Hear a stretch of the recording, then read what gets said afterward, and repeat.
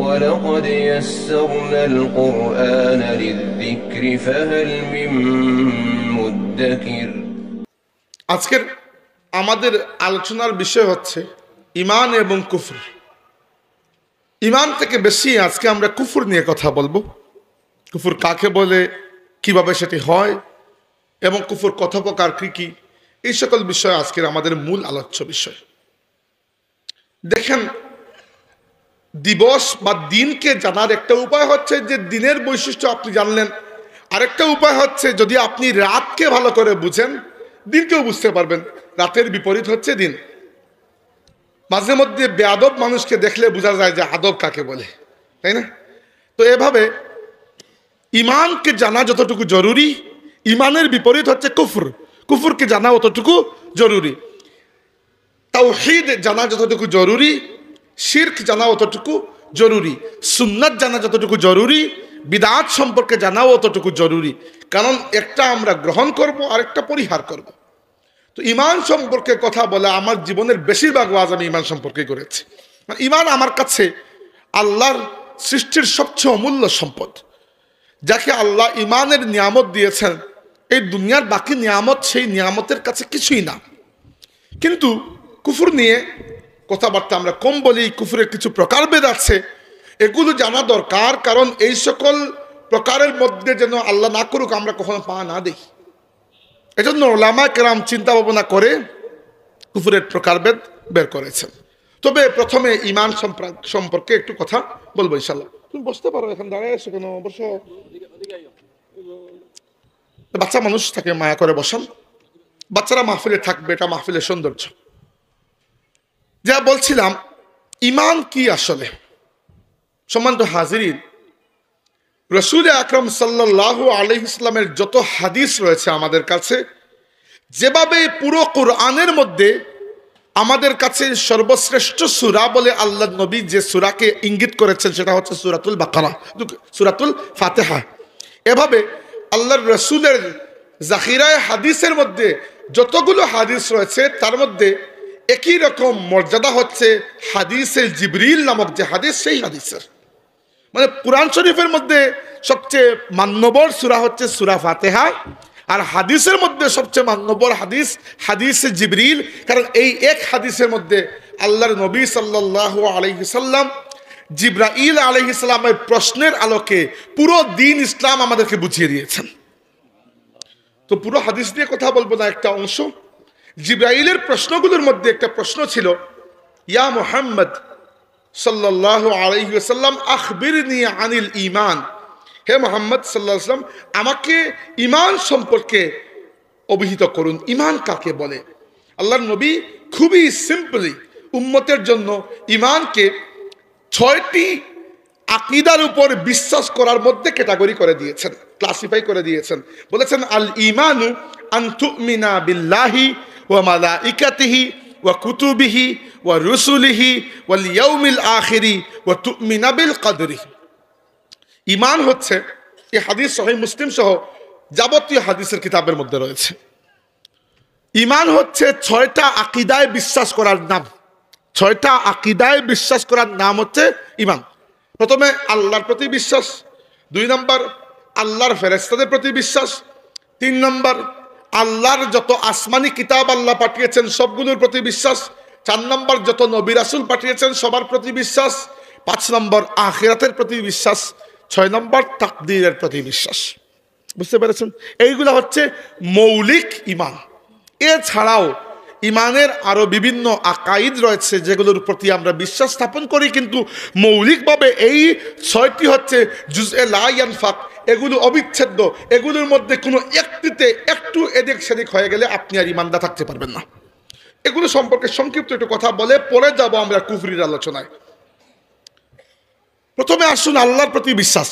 এগুলা বোঝা জরুরি, কারণ কালকে যখন নিজের সন্তানকে বুঝাবেন, যেভাবে আমি বুঝাচ্ছি সেভাবে যদি আপনি বুঝিয়ে দেন, তাহলে প্রথম থেকে ইসলামের মূল সমাজ উপলব্ধি বুঝটা হয়ে যাবে। ইসলামের জন্য আপনার শুধু কিতাবি নলেজই যথেষ্ট নয়, যতক্ষণ না গভীর একটা উপলব্ধি আন্ডারস্ট্যান্ডিং মনের মধ্যে ডেভেলপ হবে। আজকে ফিতনার যুগ, কে এসে কিভাবে ঈমান হারা করে যায় বোঝা যাবে না। তো আল্লাহর প্রতি বিশ্বাস, এবার আল্লাহর প্রতি বিশ্বাস কি আসলে? দেখেন, আমি যদি এক বাক্যে বলি, আল্লাহর প্রতি বিশ্বাসকে সামারাইজ করেছেন আমাদের নবী, লা ইলাহা ইল্লাল্লাহ।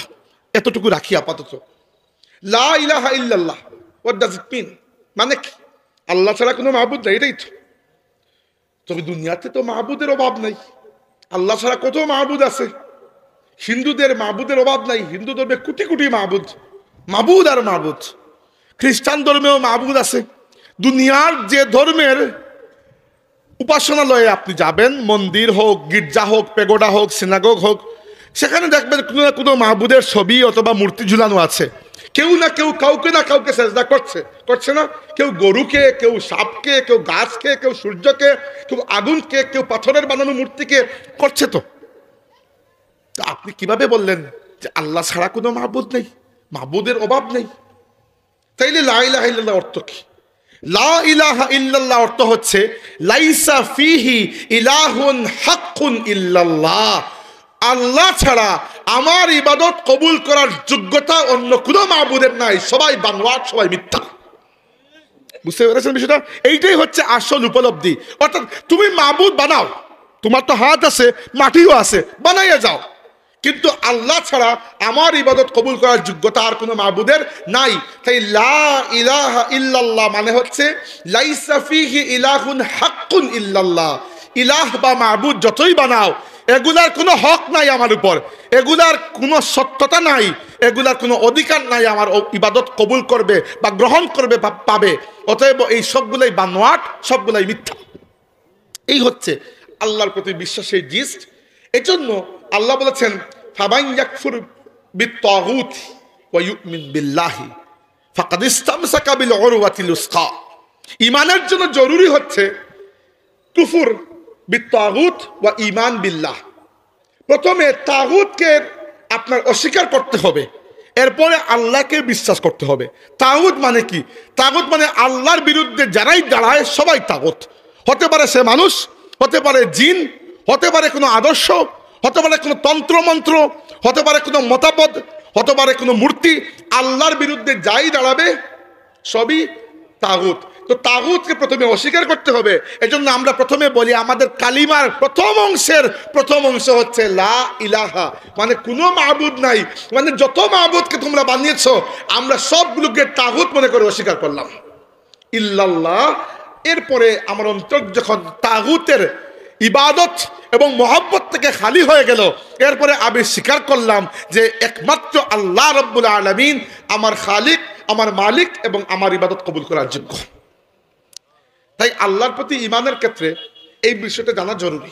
2 নম্বর জরুরি বিষয় হচ্ছে আল্লাহ রব্বুল ইজ্জতের নাম যেভাবে আপনি ঈমান এনেছেন, সেভাবে আল্লাহর সিফতের উপরে ঈমান আনবেন। সিফত কি? সিফত হচ্ছে গুণ। দেখেন, আল্লাহর নাম 2 ভাগে বিভক্ত। একটা হচ্ছে নাম, আল্লাহর নিজের নাম, এটা একটা, সেটা হচ্ছে আল্লাহ। আর আরে বাকি সবগুলা হচ্ছে আল্লাহর সিফত। সিফত কি জন্য? আল্লাহ যে কাজগুলো করেন ওই কাজগুলোর জন্য নিজের পছন্দের নিজের একটি নাম আল্লাহ দেখে দিয়েছেন। আল্লাহ আমাদেরকে দয়া করেন, রহমত দয়া করেন, এজন্য আল্লাহ নিজের নাম রেখেছেন আর রহমান এবং আর রাহিম। আল্লাহ আমাদেরকে রিজিক দেন, এজন্য আল্লাহ নিজের নাম রেখেছেন আর রাজ্জাক।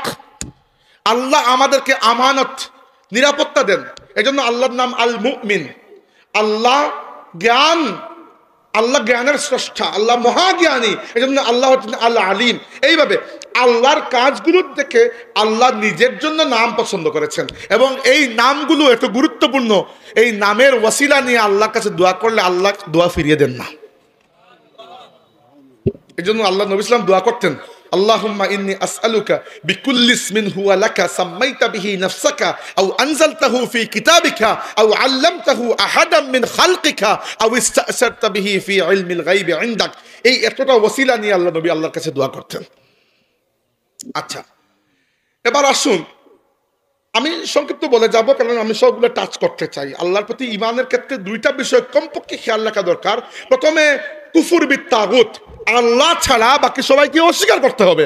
আপনি আল্লাহকেও মানলেন, অন্যের দেবদেবীকেও মানলেন, এরপরে যত সেজদা দেন না কোনো লাভ হবে না। এই জন্য একটা নুকতা বলে যাই, একটু ইলমি, যারা আলিম ভালো বুঝতে পারবেন, যারা আলিম নয় আপাতত একটু সবর করতে পারেন। সেটা হচ্ছে ধরেন প্রত্যেকটা ভাষায় ল্যাঙ্গুয়েজে বাক্য তৈরি করার একটা স্ট্রাকচার আছে। ইংরেজিতে আমরা বলি সাবজেক্ট, ভার্ব, অ্যাডভার্ব ইত্যাদি এরকম। তো আরবি ভাষায় বাক্য দুই প্রকার, জুমলা ফেলিয়া, জুমলা ইসমিয়া।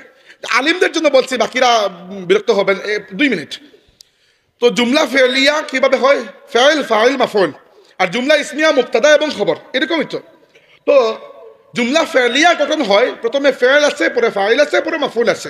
যেমন আমি তোমার ইবাদত করি বা আমরা তোমার ইবাদত করি, না বুদুকা, যেভাবে আমরা দুয়া কুনতের মধ্যে পড়ি না, না বুদুকা ওয়া নাস্তাঈনুকা ওয়া নাস্তাগফিরুকা ওয়া নুমিনু বিকা, তো মাফউল পরে যায়। কিন্তু সূরা ফাতিহা, খালি বাকারা কেন ইয়াদ হচ্ছে আল্লাহ জানে, সূরা ফাতিহার মধ্যে আল্লাহ রাব্বুল আলামিন মাফউলকে আগে নিয়ে এসেছেন, বলেছেন ইয়াকা না'বুদু ওয়া ইয়াকা নাস্তাঈন। যদি এই আয়াতের আমি শাব্দিক অর্থ করি তাহলে হবে কেবল তোমারই আমরা করি ইবাদত, কেবল তোমার কাছেই আমরা চাই সাহায্য। এটা তো কিরকম একটু উল্টাপাল্টা হয়ে গেল না? হবে তো ওইরকম উল্টা, অন্যটা। তো আরবি ব্যাকরণের কায়দায় কিন্তু সুন্দর হচ্ছে ওইটা, নাবুদুকা ওয়া নাস্তাঈনুকা। কিন্তু আল্লাহ এখানে ইয়াকা নাবুদু, প্রথমে আল্লাহটা নিজেকে নিয়ে এসেছেন, অর্থাৎ আমরা আল্লাহকে বলছি আমরা তোমার ইবাদত করিটা পরে তোমার ইবাদত করি, যে ওইটা হচ্ছে আগে, মানে তোমার আমরা করি ইবাদত। কেন? কারণ সম্ভাবনা আছে যে আমার মতো একজন গুনাহগার মুসলমান আল্লাহর যেরকম ইবাদত করার কথা সেরকম করতে পারছে না, এর থেকে হয়তো একজন হিন্দু মানুষ তার ভগবানের সামনে বসে এর থেকে খুশু নিয়ে পূজা করছে, হতে পারে, তাই না? হিন্দু মুনি ঋষিরা 12-13 বছর গিয়ে হিমালয়ে একটা ন্যাংটি পরে কাটায় দেয়, কি পায় আল্লাহ জানে, কিছু না কিছু তো হয়তো পায়।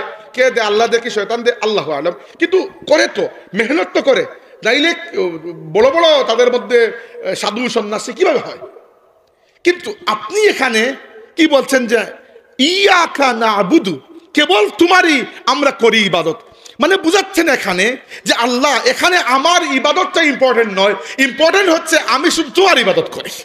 অর্থাৎ একজন অন্য ধর্মের মানুষ যত খুশু নিয়ে তার দেবদেবীর ইবাদত করুক না কেন, ওই দেবদেবী মিথ্যা, এর কোনো অধিকার নাই তার ইবাদত কবুল করার। আমার ইবাদত টুটা ফাটা ভাঙ্গা চূড়া হতে পারে, কিন্তু আমার কর্তৃত্ব, আমার বেটাগিরি হচ্ছে আল্লাহ আমি তুমি ছাড়া কারো সামনে মাথা নত করি নাই। এই জন্য আল্লাহ রাব্বুল আলামিন এখানে মাফউল মুকদ্দম বলে, এটাকে ইমাম বাইজাবি রাহমাতুল্লাহ আলাইহি বিস্তারিত আলোচনা করেছেন, যে এখানে আল্লাহ রাব্বুল আলামিন ইয়াকা নাবুদু বলেছেন, নাবুদুকা বলেন নাই। কারণ এখানে আল্লাহর ইবাদত যে আপনি করছেন ওইটা বড় কথা, ইবাদত কতটুকু করলেন ওইটা বড় কথা নয়। এই জন্য আল্লাহর ইবাদত করার জন্য, আল্লাহর প্রতি ঈমানের জন্য তাগুতকে অস্বীকার করা দরকার, 1 নম্বর। আর 2 নম্বর হচ্ছে আল্লাহর নামের সাথে সাথে আল্লাহর সিফতের উপরও ঈমান আনা প্রয়োজন। আসেন সংক্ষিপ্ত করছি। ফেরেশতা কি আসলে? ফেরেশতা হচ্ছে আল্লাহ রাব্বুল আলামিনের বা ইখতিয়ার মাখলুকের মধ্যে সবচেয়ে আলা মাখলুক। বা ইখতিয়ার মানে কি? যার স্বাধীন ইচ্ছা আছে কিছু করা কিংবা না করার, ফেরেশতার ইখতিয়ার আছে। কিন্তু তো এইরকম মাখলুক যারা বলতে পারে আমরা বুদ্ধিমান মাখলুক, 3টাই, মালাইকা মানে ফেরেশতা, মানুষ, ইনসান আর জিন জাতি। এই 3 জাতির মোটামুটি বুদ্ধি, জিনদের তো বিশেষ বুদ্ধি নাই, কিন্তু কিছু না কিছু তো আছে। তো ফেরেশতা এর মধ্যে বিশেষ মাখলুক, এদেরকে আল্লাহ রাব্বুল আলামিন নূর দিয়া বানিয়েছেন বলে হাদিসে আমাদের নবী আমাদেরকে জানিয়েছেন। এদের কাজ হচ্ছে ইয়াফআলুনা মা ইউমারুন, আল্লাহ যা আদেশ করেন ওটা তারা করেন। আর ফেরেশতার মূল কাজ হচ্ছে আল্লাহর ইবাদত করা আর আল্লাহর হুকুম তামিল করা। আল্লাহর ইবাদত করার ব্যাপারে তারা এত অগ্রগণ্য, তারা নিজে বলেছেন নাহনু নুসাব্বিহু বিহামদিকা ওয়া নুকদ্দিসু লাক, আল্লাহ আমরা তোমার ইবাদত করি, তাসবিহ তাহলিল তাহমিদ তাকবীর পাঠ করি। আবার আরেক মাখলুক মানুষ বানানোর দরকার কি? আমরাই তো করতেছি। আল্লাহ নবী ইসলাম বলেছেন যে মা মিন সামাওয়াতিস সাবঈ মাউদিউ কদামিন ওয়ালা শিবরিন ওয়ালা কাফিন ইল্লা ওয়া ফীহি মালাকুন কাইমুন আও মালাকুন রাকিউন আও মালাকুন সাজিদুন ওয়া মা কানা ইয়াউমুল কিয়ামাতি ক্বালু জামিআন সুবহানাকা মা আবাদনাকা হাক্কা ইবাদাতিকা ইল্লা আন্না লাম নুশরিক বিকা শাইআ। লম্বা হাদিস, কালকে পড়েছিলাম। রাসূল সাল্লাল্লাহু আলাইহি ওয়াসাল্লাম বলেছেন যে এক থেকে নিয়ে 7 আসমান পর্যন্ত প্রত্যেকটা আসমানে একটা পা অথবা একটা হাত রাখার জায়গাও খালি নাই। এই ব্যতীত যে এখানে একজন ফেরেশতা হয় কিয়ামরত অবস্থায়, নইলে রুকু করা অবস্থায়, নইলে সেজদা করা অবস্থায় কিয়ামতের দিন পর্যন্ত আল্লাহর ইবাদতের মধ্যে রত থাকবেন। আর এত ইবাদত করার পরে কিয়ামতের দিন ক্বালু জামিআন সমস্বরে বলবেন, তারা একসাথে বলবেন সুবহানাকা মা আবাদনাকা হাক্কা ইবাদাতিক, আল্লাহ তোমার ইবাদতের হক যেভাবে আদায় হয় সেভাবে আমরা ইবাদত করতে পারি নাই। তবে আমাদের একটা ক্রেডিট আছে। ক্রেডিট কি? ইল্লা আন্না লাম নুশরিক বিকা শাইআ, ক্রেডিট একটাই, আল্লাহ যা কিছু ইবাদত করেছি তোমার করেছি, তুমি ছাড়া কারো ইবাদত করি নাই আমরা। মানুষ বলেন, ফেরেশতা বলেন, জিন্নাত বলেন, অন্যান্য মাখলুক বলেন, আমাদের সবার সম্মিলিত ইবাদতে আল্লাহ রাব্বুল আলামিনের মুলুকিয়াতের মধ্যে এতটুকু প্রবৃদ্ধি হবে না, আর আমরা যদি না করি এতটুকু ক্ষতি হবে না। এখানে আমাদের সবচেয়ে বড় শান হচ্ছে আমরা প্রকৃত আসল মালিকের ইবাদত করি। আমাদের ইবাদত ভাঙ্গাচোরা হতে পারে, ফেরেশতাদের ইবাদত এর থেকে বেশি, তবুও কারো ইবাদত আল্লাহর ইবাদতের হক আদায় করতে পারবে না। শুধু এতটুকু ক্রেডিট আল্লাহ, তুমি ছাড়া কখনো কাউকে সেজদা করি নাই। এবং এইটা এত বড় ক্রেডিট, আপনি মাঝে মধ্যে ফুলতলিতে যদি যান খানেকায় দেখবেন বড় সাহেব প্রায় একটা দোয়া করেন, আল্লাহুম্মা ইয়া দাইমাল ইজ্জি ওয়াল বাকা ইয়া জাল জালালি ওয়াল জুদি ওয়াল আতা ইয়া আল্লাহু ইয়া রহমানু ইয়া রহিম আসআলুকা বিহাক্কি ইয়াকা না'বুদু ওয়া ইয়াকা নাস্তাঈন, আসআলুকা বিহাক্কি ইয়াকা না'বুদু ওয়া ইয়াকা নাস্তাঈন। আল্লাহ আমি তোমার কাছে এই অধিকার, এই দাবি নিয়ে চাচ্ছি যে তুমি ছাড়া কারো কাছে কখনো কিছু চাই নাই। এটা অনেক বড় দাবি। আমরা যে আল্লাহর সাথে শিরক করি নাই, এটা এত বড় দাবি। আল্লাহর হাবিব মেরাজ থেকে আসার পরে বলেছেন, মেরাজের একটা উপহার হচ্ছে আল্লাহ আমাকে বলে দিয়েছেন, হে আমার নবী, আপনার উম্মত যদি আল্লাহর সাথে শিরিক না করে বাকি যত গুনাহ করে আমার কাছে আসুক, আমি আল্লাহ তাকে মাফ করে দেব। তার মানে এই নয় যে আমরা আজ থেকে গিয়ে কোমরে কাপড় বেঁধে গুনাহ করা শুরু করবো। এটা হচ্ছে আল্লাহর নবী বুঝিয়েছেন শিরকের নোটোরিয়াস একটা সিচুয়েশন, যে শিরকে কখনো আল্লাহ মাফ করেন না। আচ্ছা, ফেরেশতাদের মধ্যেও সব ফেরেশতা আবার বরাবর নয়, ফেরেশতাদের মধ্যে উপনীত আছে। যেমন আমরা জানি যে 12 জন ফেরেশতা অন্য ফেরেশতাদের চাইতে উপরে, মর্যাদায় বেশি 12 জন। এর মধ্যে 4 জনের নাম হয়তো আমরা জানি, জিবরাইল আলাইহিস সালাম, যার দায়িত্ব হচ্ছে নবীদের কাছে আল্লাহর ওহী নিয়ে আসা এবং আযাব নিয়ে আসা। এরা জিবরাইল উম্মতের উপর আবার আযাবও দেন। 2 নম্বর আমরা জানি মিকাইল, যার কাজ হচ্ছে বাতাস, মেঘমালা এবং বৃষ্টি সঞ্চালন করা, পরিচালনা করা। 3 নম্বর আমরা জানি মালাকুল মাউত, বা আমাদের ভাষায় আজরাইল বা ইসরাইলও বলা হয়, তাওরাতের মধ্যে আসছে তার নাম, কোরআনে তার নাম এসেছে মালাকুল মাউত। তার কাজ কি সবাই জানি, তো ভয় পাই কিছুটা। মালাকুল মাউত বা আজরাইলের কাজ তো জানেন, তিনি কি করেন জানি আমরা। আর 4 নম্বর হচ্ছেন ইসরাফিল। রাসূল সাল্লাল্লাহু আলাইহি ওয়াসাল্লাম বলেছেন, ইসরাফিলকে আল্লাহ যেদিন সৃষ্টি করেছেন ওই দিন থেকে ইসরাফিল মুখের মধ্যে সুর মানে হচ্ছে এটা সিঙ্গা, বাঁশির মতো সিঙ্গা নিয়ে তার দৃষ্টি আল্লাহর আরশের দিকে নিবদ্ধ করে বসে আছেন, দম ফুকে বসে আছেন। জাস্ট আল্লাহর আদেশ পাবে না, তিনি ফু দিবেন। ونفخ في الصور فصعق من في السماوات ومن في الأرض إلا من شاء الله ثم نفخ فيه أخرى فإذا هم قيام ينظرون। তো এই 4 জন আর আরো 8 জন ফেরেশতা হামিলুন আল আরশির রহমান, আল্লাহর আরশকে যারা বহন করেন, এদের মর্যাদা অন্য সবার চাইতে বেশি। তো ফেরেশতাদের ব্যাপারে আপনার ঈমান আনতে হবে, কারণ এদের উপর ঈমানের মাধ্যমে ওহীর উপর আপনার ঈমান তৈরি হয়। আসমানি কিতাব এবং নবীদের ব্যাপারটা আমি একসাথে মিলিয়ে বলি, এই দুইটাই হেদায়তের দুইটা ইন্ডিপেন্ডেন্ট রাস্তা। একটা হচ্ছে আল্লাহর কিতাব, একটা হচ্ছে আল্লাহর রাসূল। আল্লাহ আমাদেরকে কিতাব দেন, সাথে রাসূলের মাধ্যমে কিতাব দেন। এর কারণ হচ্ছে শুধু কিতাব দিলে মানুষ ওই কিতাবের উপর প্র্যাকটিক্যাল আমল করার পদ্ধতি নাও জানতে পারে। আল্লাহ বলেছেন, ইয়া আইয়ুহান নাস উবুদু, হে মানুষেরা আল্লাহর ইবাদত করো। ইয়া আইয়ুহাল্লাযীনা আমানুত্তাকু, হে ইমানদাররা তাকওয়া অর্জন করো, আল্লাহকে ভয় করো। কিভাবে করবেন আল্লাহকে ভয়? কেউ যদি দেখিয়ে না দেয় কিভাবে করবেন আল্লাহকে ভয়? কিভাবে করে? যেভাবে আপনি সাপকে, বাঘকে ভয় করেন, কুমিরকে ভয় করেন, আল্লাহকে ওইভাবে ভয় করলে চলবে না। তাহলে কেউ একজন দেখাতে হবে, এই জন্য রাসূলের প্রয়োজন। এই জন্য আমাদের মা আয়েশা সিদ্দিকা রাদিয়াল্লাহু আনহাকে যখন জিজ্ঞেস করা হলো যে আমাদের নবী সাল্লাল্লাহু আলাইহি ওয়াসাল্লামের আখলাক কিরকম ছিল, তিনি কি বলেছিলেন? কানা খুলুকুহুল কোরআন, তারা পুরো আখলাক ছিল একটা জীবন্ত কোরআনের মতো।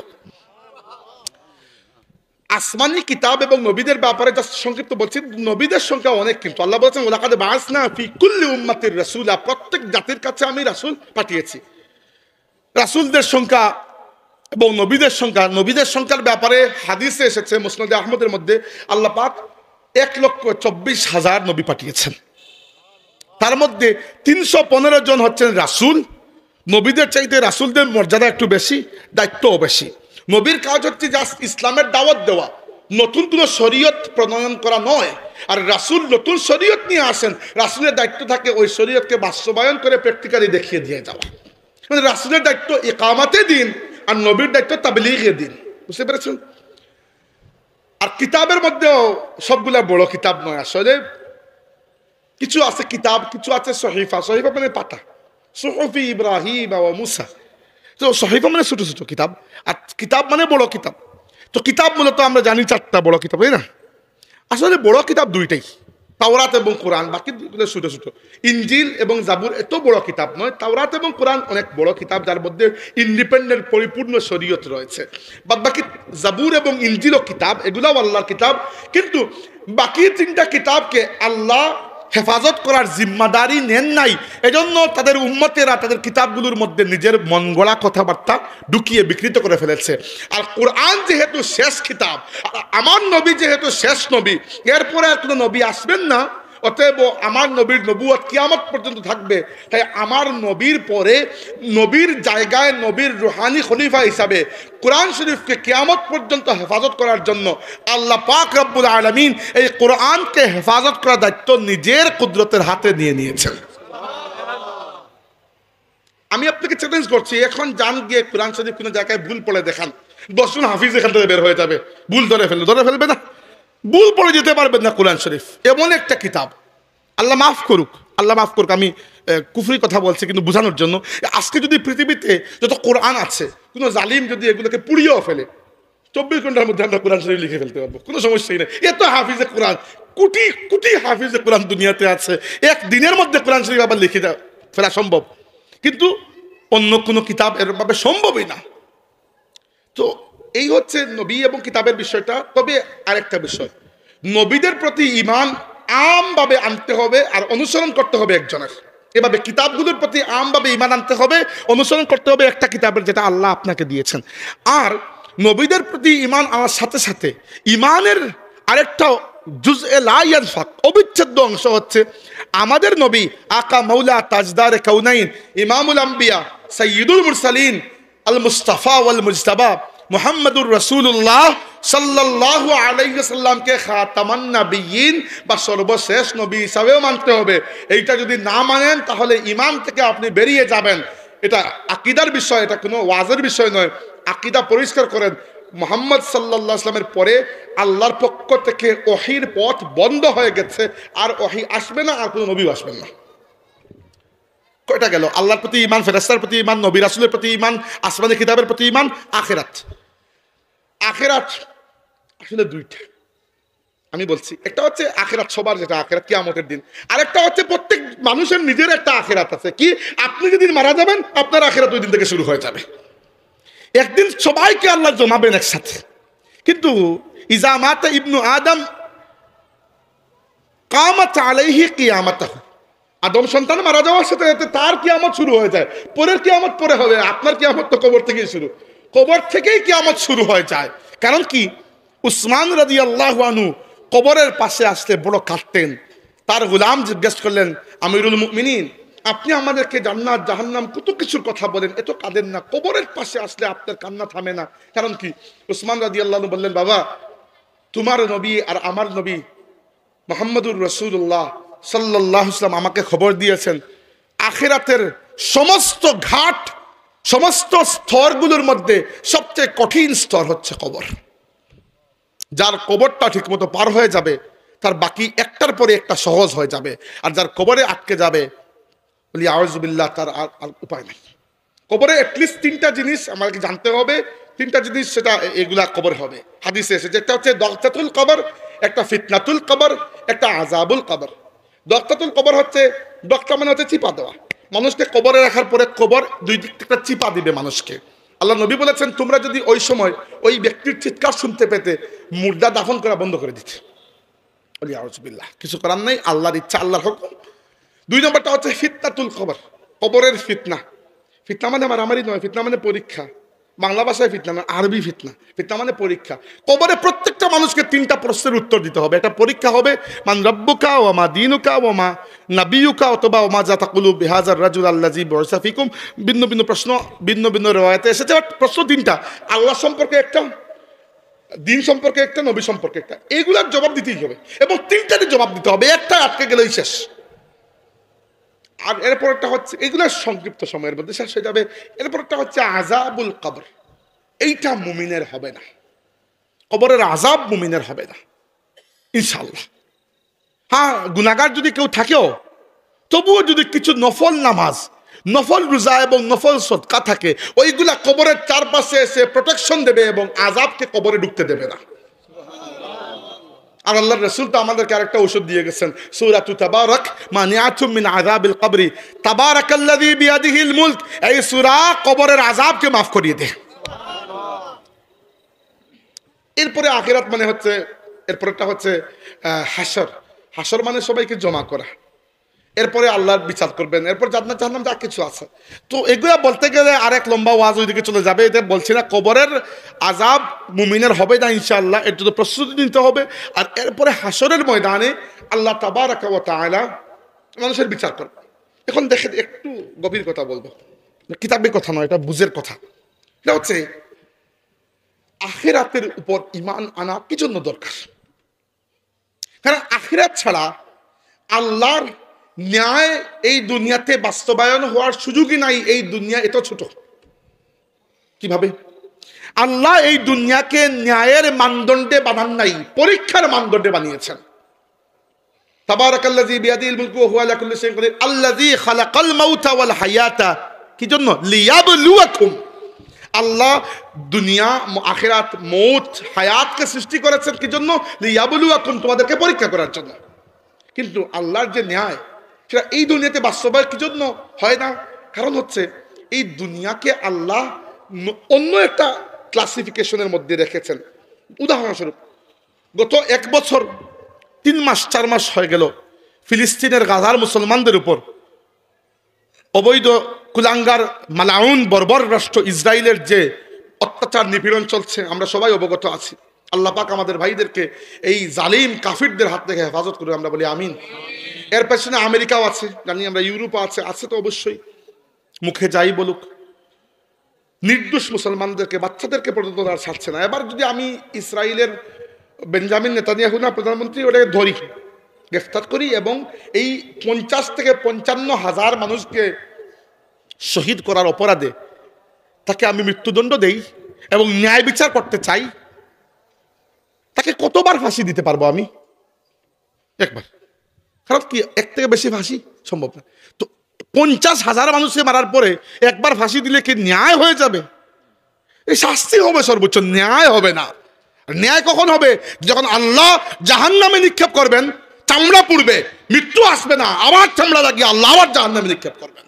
এই জালিমদের শাস্তি কিয়ামতের ময়দানে হবে ইনশাআল্লাহ। এই জন্য আখিরাতের প্রয়োজন। আখিরাত না হলে আমরা শান্তি পাবো না।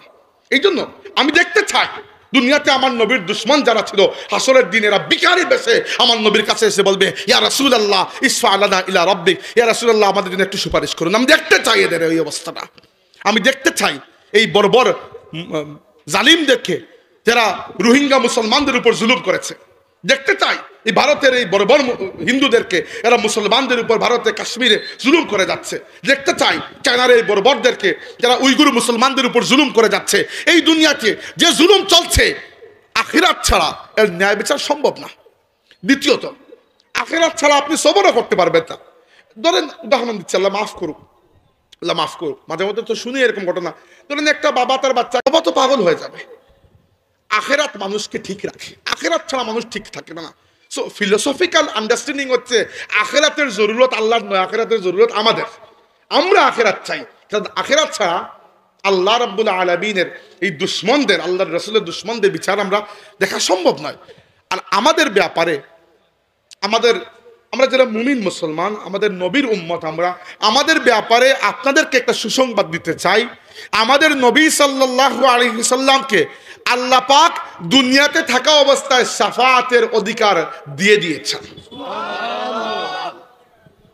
সো আমরা অলরেডি জান্নাতে রেজিস্ট্রি করে গেছি, তাই না?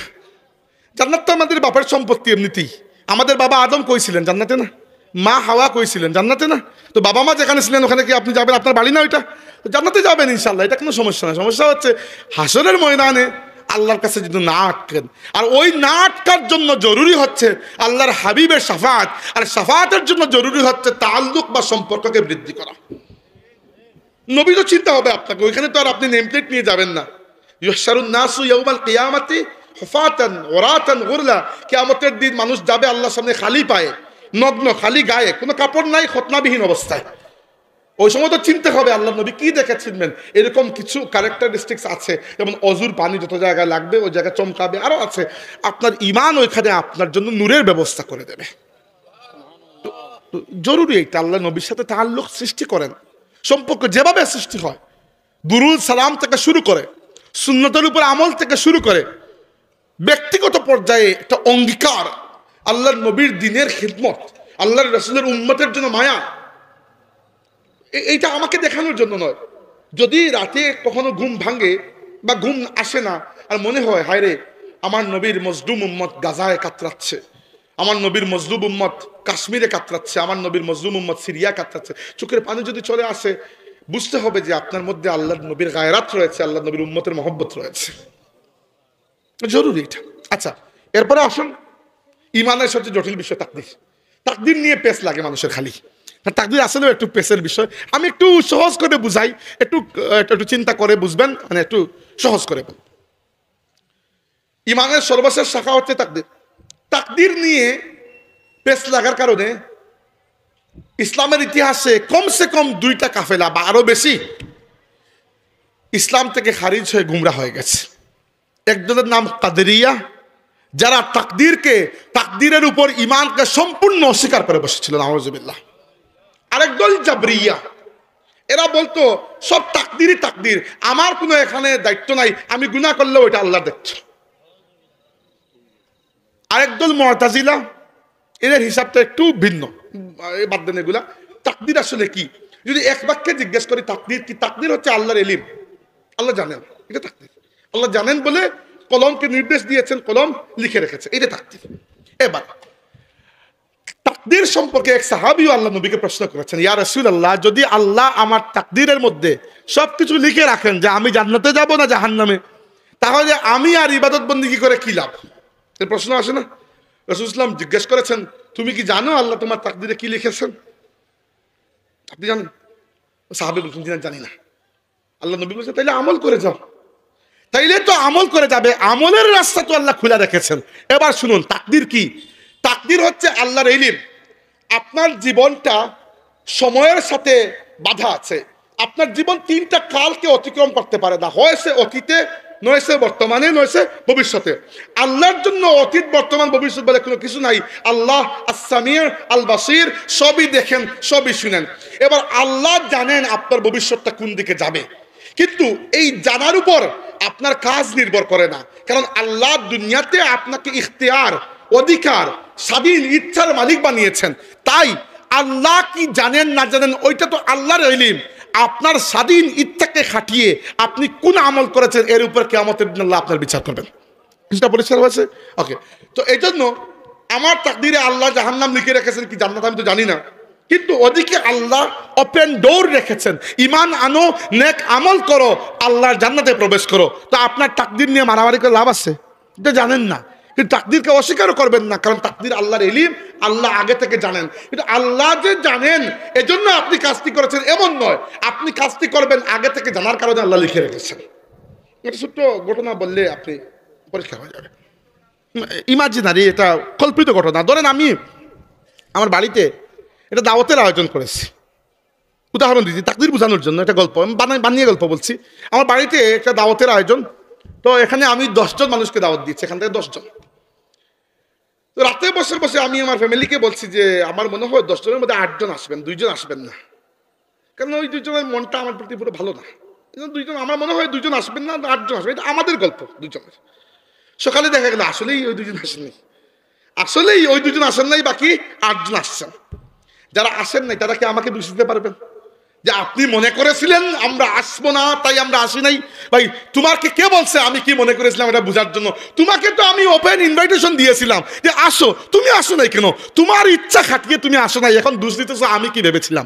এবার আমার চিন্তা যদি কাকতালীয়ভাবে ফলে যায়, আমার চিন্তার আর আল্লাহর ইলমের মধ্যে তো আর নাউজুবিল্লাহ ওটা তো মানে সমতুল্য মনে করা তো কুফরি, বরং কোনো ভাবেই একসাথে মিলানো যায় না। এবার আল্লাহর ইলম কত বিস্তৃত, আল্লাহ সবই জানেন, কিন্তু এই জানেন বলে যে আপনি খারাপ কাজ করবেন, যে আল্লাহ তো জানতেন আমি খারাপ কাজ করবো এই জন্য করছি, এই অজুহাতে পার পাবেন না।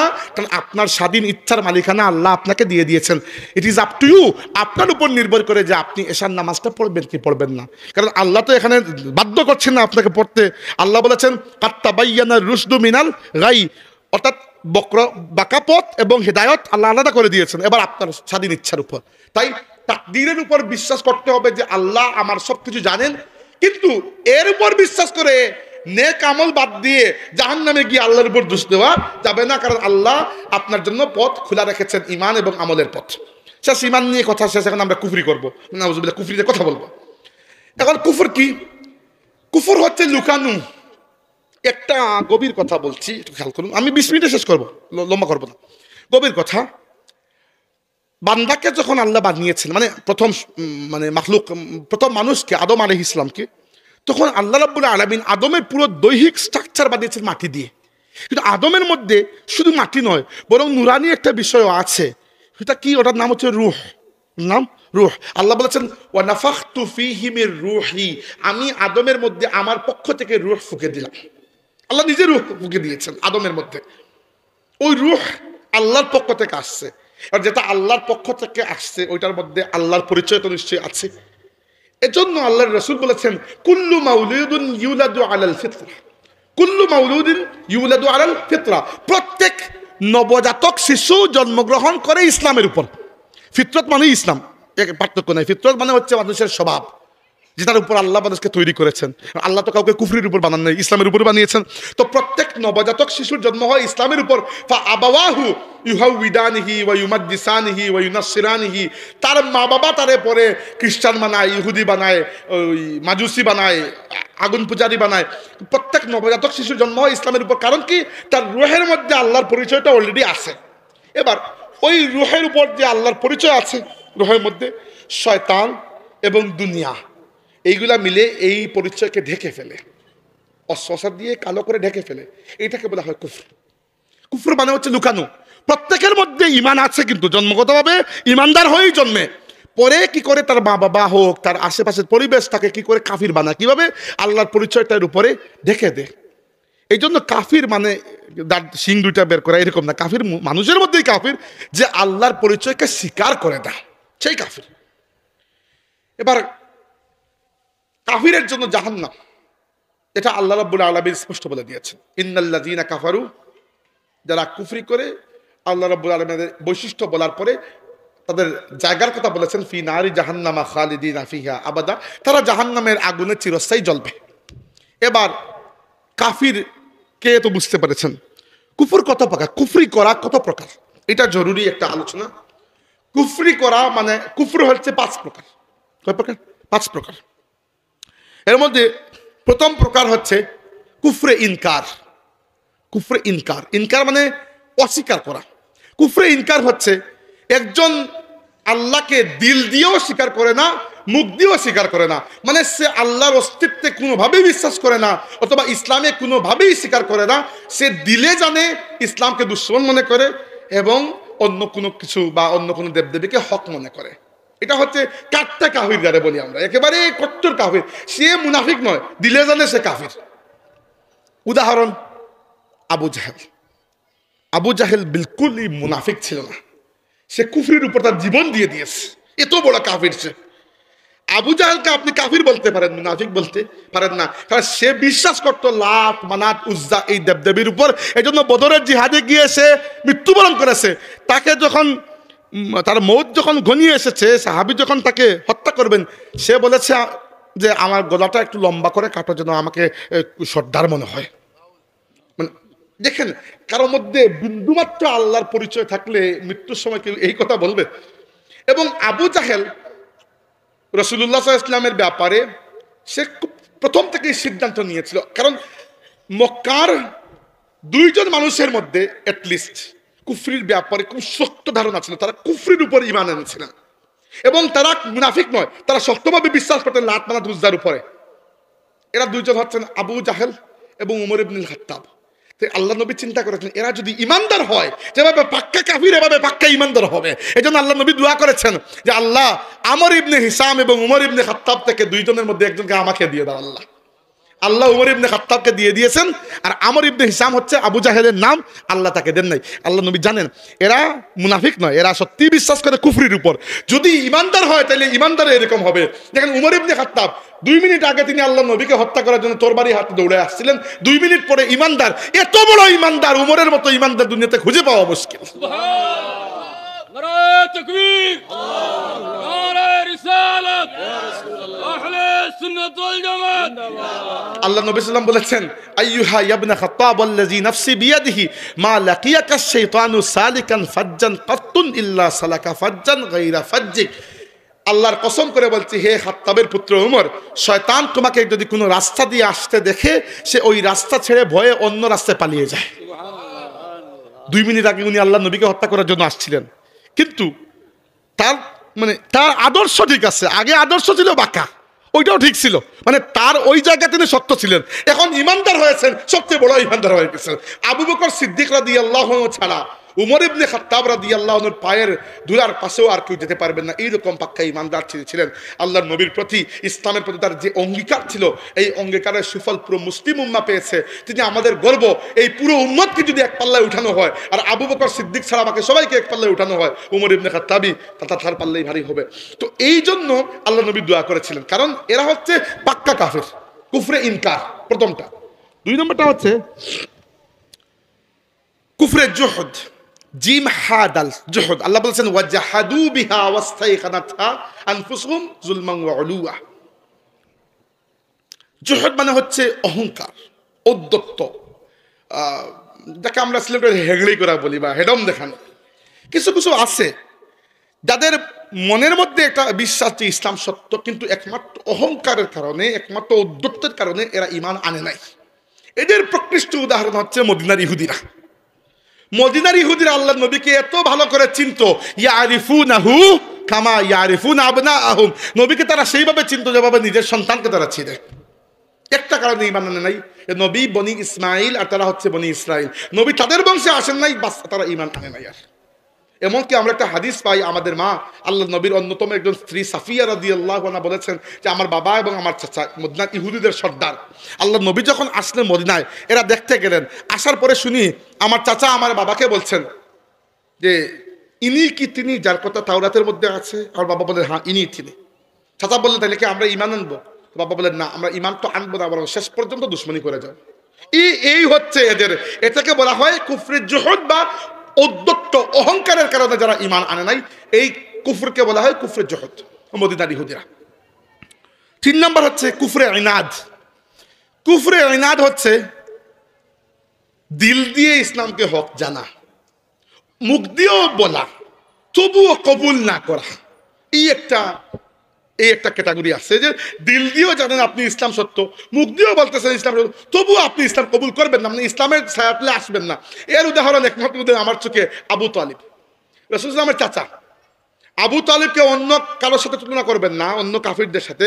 যদিও তিনি ইসলামের ছায়াতলে আসেন নাই, কিন্তু ইসলাম এবং আল্লাহর নবীর জন্য তার অনেক খেদমত, অনেক ইহসান রয়েছে।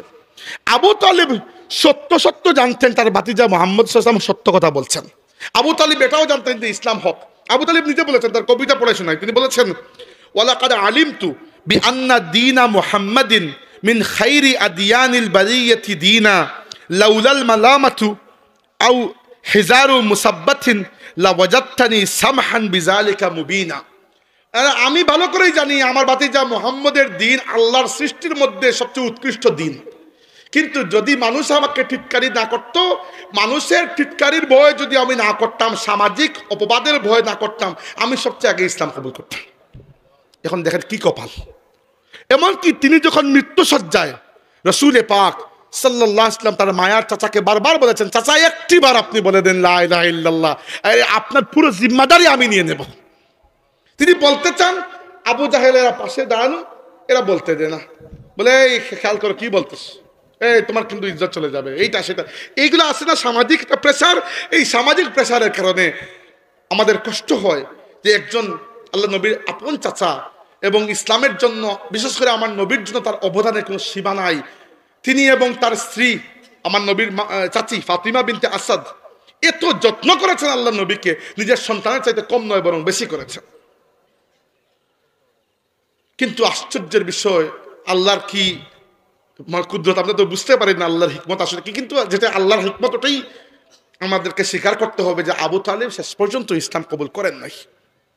দুঃখ আমাদের হয়, তিনি অন্য কাফিরের মতো ইসলামের দুশ্মন ছিলেন, তিনি জানতেন ইসলাম সত্য, বলেছেনও, কিন্তু তবুও ইসলামকে কবুল মানে ছায়াতলে তিনি ইসলামের কাফেলায় তিনি আসবেন না। এটাকে বলা হয় কুফরে আইনাত। বড় দুঃখজনক এটা ক্যাটাগরি। 3 নম্বরটা হচ্ছে, 3টা বললাম, 4 নম্বরটা হচ্ছে, এটা এই 2টা বলে শেষ করবো। 4 নম্বরটা হচ্ছে কুফরে নিফাক, মুনাফিক। এক কথায় বুঝতে পেরেছেন, মানে মুখে ইমানদার, ভেতরে নাই। উদাহরণ আব্দুল্লাহ ইবনে উবাই। আব্দুল্লাহ ইবনে উবাই এত বড় মুনাফিক ছিল যে সে রসুলে পাক সাল্লাল্লাহু আলাইহি ওয়াসাল্লামের সাহাবা কেরামের সামনে দাঁড়িয়ে আল্লাহর নবীকে নবী বলে সাক্ষী দিত, আর ওই দিকে গিয়ে মানে রসুলাম মিম্বরে উঠেছেন খুতবা দেওয়ার জন্য, সে বলতো এই চুপ করো, তোমাদের সামনে আল্লাহর রসুল দাঁড়িয়ে আছে।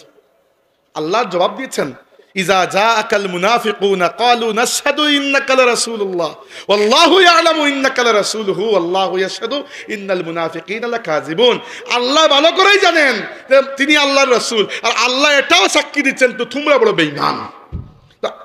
আব্দুল্লাহ ইবনে উবাই, ওয়া ইজা লাকুল্লাযিনা আমানু ক্বালু আমান্না ওয়া ইজা খালাউ ইলা শায়াতিনহিম ক্বালু ইন্না মাআকুম। তারা ঈমানদারদের সাথে মিললে বলতো আমরা ঈমানদার, কাফিরদের সাথে মূল্য বলতো না আমরা তোমাদের দিনে। এই যে এদিক ওদিক দিয়ে টস এন্ড টার্ন, আল্লাহ এদেরকে মুনাফিক ডিক্লেয়ার করেছেন, ইন্নাল মুনাফিকিনা ফিদ দারকিল আসফালি মিনান নার, কারণ এরা ইসলামের বড় ক্ষতি করেছে। আল্লাহ নবী সাল্লাল্লাহু আলাইহি ওয়াসাল্লাম যদিও দাজ্জালকে তার উম্মতের মধ্যে সবচেয়ে বড় ফিতনা বলেছেন, সবচেয়ে বড় ফিতনা, সবচেয়ে মারাত্মক ডেঞ্জারাস ফিতনা বলেছেন মুনাফিকদেরকে। মুনাফিকরা ইসলামের ক্ষতি করে না, সবচেয়ে বেশি ক্ষতি এরাই করে। আর শেষ যেটা বলে শেষ করবো সেটা হচ্ছে কুফরের শেষ যেটা 5 নম্বর প্রকার হচ্ছে কুফরে জান্দাকা। জিন্দিক মানে হচ্ছে বা জান্দাকা বলা হয় যে ব্যক্তি আল্লাহ এবং রাসূলকে অস্বীকার করে না, বরং স্বীকার করে, মুখ দিয়েও করে, আমল দিয়েও করে সব কিছু, কিন্তু ইসলামের কোনো না কোনো একটা আকীদা অস্বীকার করে ফেলে, এটাকে বলা হয় কুফরে জান্দাকা। এই ব্যক্তিও কাফির। এর উদাহরণ কাদিয়ানীরা। কাদিয়ানীরা আল্লাহকে অস্বীকার তো করেই নাই, আল্লাহর রাসূলকে অস্বীকার করে নাই। কাদিয়ানীরা কালিমা তাইয়্যিবা আমরা যেটা পড়ি ওটাই পড়ে। কালিমা আমি জার্মানিতে তাদের মসজিদে দেখেছি কালিমা তাইয়্যিবা লেখা থাকে না, লন্ডনে তাদের মসজিদ আছে না, লেখা আছে লা ইলাহা ইল্লাল্লাহ মুহাম্মাদুর রাসূলুল্লাহ। প্রবলেমটা কোন জায়গায়? প্রবলেম হচ্ছে তারা রাসূলুল্লাহ সাল্লাল্লাহু আলাইহি ওয়াসাল্লামের একটা সিফাতকে অস্বীকার করে, ওই সিফাত হচ্ছে খাতামান নবিয়্যিন। তারা আমার নবীকে শেষ নবী মানে না, নবীকে নবী মানে। এরপরে তাদের ওই যে মালাউন কি নাম, মির্জা গোলাম আহমদ কাদিয়ানীকেও তারা নবী বিশ্বাস করে। এই একটা আকীদায় তারা ইসলামের মূল টেডেন্ট থেকে সরে গেছে, এটাকে বলা হয় কুফরে জান্দাকা। এরাও কাফির, এতে কোনো সন্দেহ নাই। অর্থাৎ কেউ বিশ্বাস করলো আল্লাহর উপর, আখিরাতের উপর, রাসূলের উপর, সব কিছুর উপর, তাকদীরের উপর বিশ্বাস করলো না, হবে না। তাকদীর ইসলামের মৌলিক আকীদা, বিশ্বাস করতে হবে। এভাবে কেউ সব কিছুর উপর বিশ্বাস করলো, কিন্তু ধরেন আল্লাহ রাব্বুল আলামিনকে খালিক বিশ্বাস করলো, কিন্তু রাজ্জাক বিশ্বাস করলো না, বললো রিজিক অন্য কেউ দেন, হবে না। এইভাবে যে কোনো একটা মানে ইসলামের যে কোনো একটা মুজমা আলাইহি আকীদাকে অস্বীকার করলে, মুজমা আলাইহি মানে কি, মানে হচ্ছে যে আকীদার উপর পুরো উম্মতের একমত, এইরকম কোনো কিছুকে অস্বীকার করলে এটাকে বলা হয় কুফরে জান্দাকা। এই ব্যক্তি জিন্দিক হয়ে যায়। এভাবে যেমন আহলে সুন্নাত ওয়াল জামাতের আমার মতে পতাকাবাহী আকীদা হচ্ছে আল্লাহর নবীর সাহাবা কেরামের ব্যাপারে আমাদের অবস্থান কি, ওইটাকে আহলে সুন্নাত ওয়াল জামাতের পতাকাবাহী আকীদা আমি বলতে চাই। এবং আহলে সুন্নাত ওয়াল জামাতের ফতোয়া হচ্ছে ইজা রাআর রাজুল ইজা রাআইতা রাজুল ইয়ানতাকিসু আহাদাম মিন আসহাবি রাসূলিল্লাহ ফাআলাম আন্নাহু জিন্দিক। যদি দেখো কোনো এক ব্যক্তিকে আল্লাহর নবীর কোনো একজন সাহাবীকে নিন্দা করছে, গালিগালাজ করছে, লান টান করছে বা কুফরি করছে তাদের উপর, জেনে রাখো সে জিন্দিক হয়ে গেছে, মানে কুফরে জান্দাকাতার মাধ্যমে সংগঠিত হয়ে গেছে। তো এই ছিল কুফরের 5 প্রকার। আর এর আগে আমরা ইমানের আলোচনা করলাম। আল্লাহ পাক আমাদেরকে কুফর থেকে বাঁচিয়ে রাখেন, আমরা বলি আমিন। আল্লাহ পাক আমাদের ইমানের দৌলতকে আরো রোশন করে দিন, আমরা বলি আমিন। এবং এই ইমানের উপর আল্লাহ আমাদেরকে মওত দান করে, আমরা বলি আমিন।